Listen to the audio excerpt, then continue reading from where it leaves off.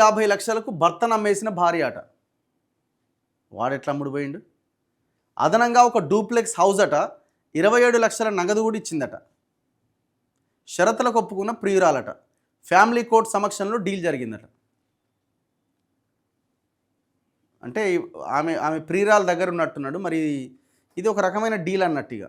ఇక నేను వద్దనుకుంటా, ఓకే, కానీ నాకేం కావాలంటే నాకు 1,50,00,000 కావాలి, డూప్లెక్స్ హౌస్ కావాలి, 27 లక్షలు నగదు కావాలి, అవి ఇచ్చేసి నువ్వు తీసుకుపో మా ఆయనని అని చెప్పిందట.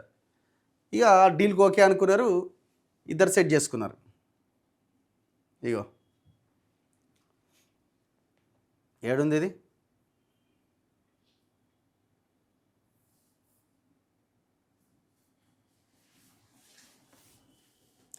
డబ్బుల కోసం ఒక భార్య కట్టుకున్న భర్తను అమ్మేసిన ఘటన మధ్యప్రదేశ్లో వెలుగు చూసింది. భోపాల్కు చెందిన ఒక 42 ఏళ్ల వ్యక్తి తన ఆఫీసులో పనిచేసే 52 ఏళ్ల మహిళతో వివాహేతర సంబంధం పెట్టుకున్నట్టు భార్యకు తెలిసిందట. 10 ఏళ్ళు గ్యాప్ ఉంది ఇద్దరి మధ్యలో. దీంతో ముగ్గురి మధ్య గొడవలు జరిగినాయట. సదరు మహిళ మోజులో పడి ఇంట్లో పిల్లలను తనను పట్టించుకోవట్లేదని భార్య వాపోయిందట. ఫ్యామిలీ కోర్టుకు పోయిరట. కౌన్సిలింగ్ చేసి భార్యాభర్తలను కలిపేందుకు ప్రయత్నం చేసిరట. కానీ ఆ భర్త ఒప్పుకోలేదట. ఈ నేపథ్యంలో తనకు 1,50,00,000 ఇస్తే భర్తను వదిలిపెట్టేందుకు సిద్ధమని భార్య ప్రతిపాదన పెట్టిందట.